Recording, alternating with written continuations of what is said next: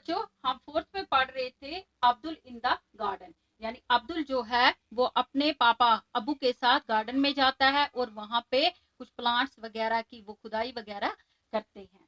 तो वहां पे उसके अबू उसको बताते हैं कि कुछ ऐसी प्लांट्स हैं जिनकी रूट्स होती हैं।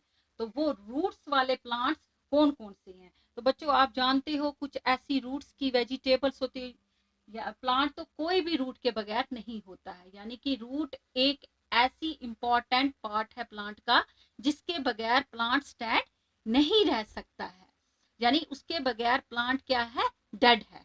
वो उसके बगैर खड़ा नहीं रह सकता, ना ही वो ग्रो करेगा और ना ही वो कोई फ्रूट देगा।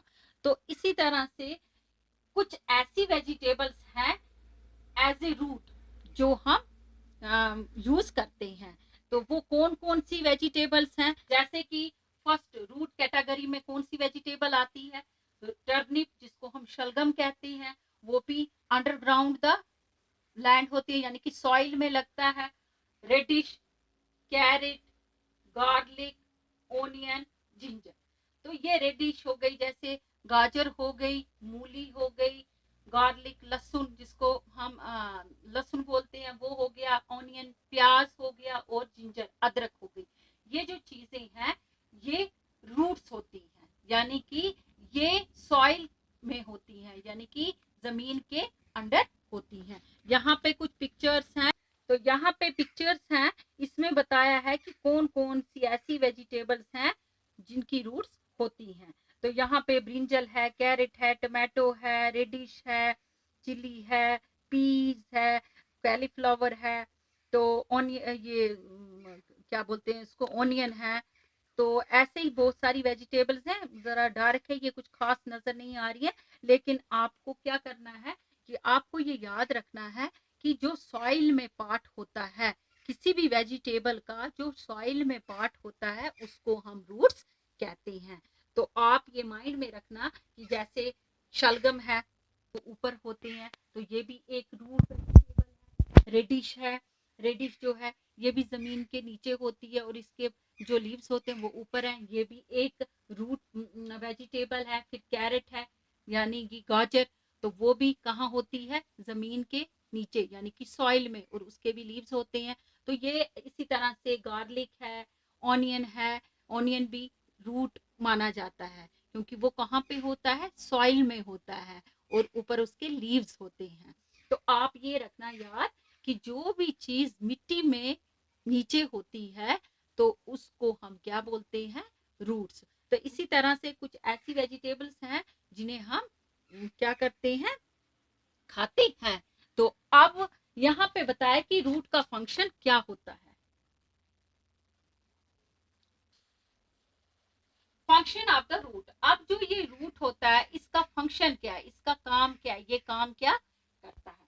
The root of the plant suck the water from the soil which reach the leaves।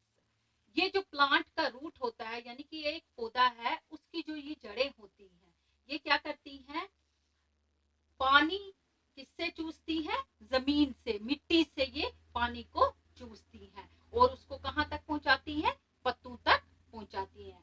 तो ये एक बहुत ही इंपॉर्टेंट पार्ट है प्लांट का, यानी कि रूट पानी को चूस के पत्तों तक पहुंचाता है, जिसकी वजह से पत्ते कैसे होते हैं, बिल्कुल ही ग्रीन होते हैं। तो सेकंड है स्टोरेज ऑफ फूड, और रूट क्या करता है, फूड को स्टोर करता है। थर्ड क्या है, थर्ड है conduction of absorb water and nutrients to stem. जो भी पानी या ताकत उसने जमीन से ली होती है वो स्टम तक, यानी उसके पेड़ के, प्लांट के तने तक पहुंचाने में मदद करता है। फोर्थ, फोर्थ जो है इसमें anchoring of the plant to the soil. तो ये रूट क्या है, पौधे को मिट्टी से जोड़ता है, यानी जो ये प्लांट है इसको ये रूट मिट्टी के साथ जोड़ता है। Fifth, absorption of water and nutrients from the soil, और इसको चूस कर, यानी पानी और जो भी मिट्टी से मतलब न्यूट्रिएंट्स होती हैं उनको ये चूसने में मदद करता है। तो ये हो गए हमारे फंक्शन ऑफ द रूट्स। अब क्या हुआ कि एक दिन अब्दुल ने क्या किया कि वहां पे उसने देखा कि दीवार में कुछ छोटे छोटे पेड़ निकल आए हैं। तो उनको देख के उसके मन में कुछ विचार आए। कहाँ पे निकले थे? स्कूल की जो दीवार थी वहां पे उसने कुछ प्लांट्स देखे जो निकल रहे थे। तो वो अब इनको देख के हैरान हो गया कि ये जो प्लांट हैं, ये रूट्स इसके कहाँ पे होंगे और कितने गहरे होंगे और ये पानी कैसे लेते होंगे और ये बढ़ेंगे कैसे, ये कैसे बढ़ रही हैं, एक दीवार में ये कैसे पेड़ लग गया है, तो ये कैसे बढ़ता जा रहा है। तो ऐसे क्वेश्चंस थे जो उसके दिमाग में आ रहे थे। तो पहला क्वेश्चन था कि how deep must the root of this plant be going. पहला क्वेश्चन उसके दिमाग में आया कि ये जो मेरे स्कूल की दीवार में ये पेड़ निकल आया है, तो इसकी जो ये रूट्स हैं तो वो कितनी गहरी होंगी, यानी कि जो इसकी रूट्स हैं, जड़ें हैं, वो कितनी नीचे होंगी।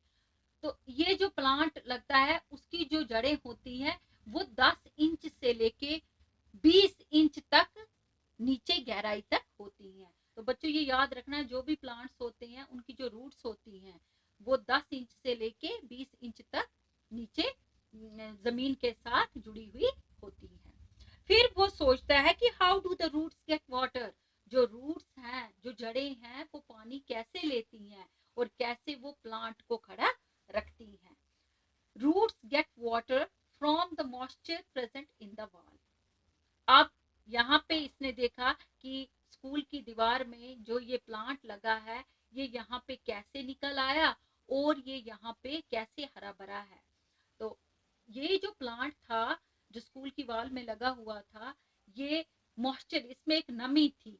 कैसे कि ये किससे ले रहा था पानी, यानी कि स्कूल की दीवार में वो जगह मॉइस्चर वाली होगी जहाँ पे ये लगा हुआ होगा और वहां से ही ये पानी ले रहा था। How big will this plant grow. तो कहता है ये जो प्लांट है ये कितना बड़ा होगा। तो बच्चों ये याद रखना, कभी भी कहीं आपने देखा होगा दीवारों में छोटे छोटे पेड़ निकल आते हैं या कहीं छत पे लगे हुए होते हैं, तो ऐसी मतलब अनचाही जगहों पे जो ये प्लांट्स लगे हुए होते हैं, अगर हम इनको ब्रेक नहीं करेंगे तो ये बढ़ते हैं और उसके साथ ये हमारा बहुत सा नुकसान भी कर देते हैं। तो ये जो प्लांट हैं अगर इनको नहीं छेड़ेंगे तो ये बहुत बड़े हो जाते हैं, यानी ये बढ़ जाते हैं, इतने बढ़ जाते हैं कि अगर किसी की छत में लगे होंगे या किसी की दीवार में लगे होंगे तो ये उस पोर्शन को क्रैक करके फॉल्ट कर देते हैं, यानी कि उसको गिरा देते हैं। तो इस तरह से अगर किसी अनचाही जगह पे अगर ये पेड़ लगे हों तो उन्हें हमें हटा देना चाहिए।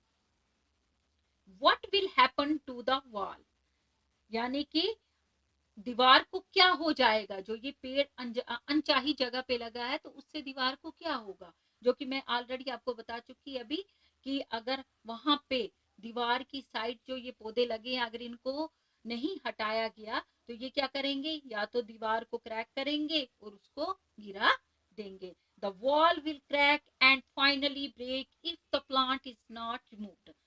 यानी कि अगर दीवार में जो ये पेड़ लगा है अगर इसको हटाया ना गया तो ये क्या करेगा, उस जगह को, दीवार को क्रैक करेगा और आहिस्ता आहिस्ता क्रैक होने के बाद एक दिन ये दीवार नीचे टूटकर गिर जाएगी। तो इसलिए हमें क्या करना चाहिए कि अगर कहीं भी अनचाही जगह पे, छत पर या दीवार में या खिड़की में कहीं भी ऐसे प्लांट्स हों तो उन्हें हमें फौरन हटा देना चाहिए, नहीं तो उनकी जो रूट्स हैं वो टाइम टू टाइम ग्रो करती हैं और उसकी वजह से वो पोर्शन जो होता है वो क्रैक हो जाता है और इस तरह से हमें नुकसान भुगतना पड़ता है। तो आज का टॉपिक हम यहीं पे एंड करते हैं। तो आपको ये समझ आ चुका होगा जो आज हम रूट्स के बारे में पढ़ रहे थे। तो आज इतना ही। ओके।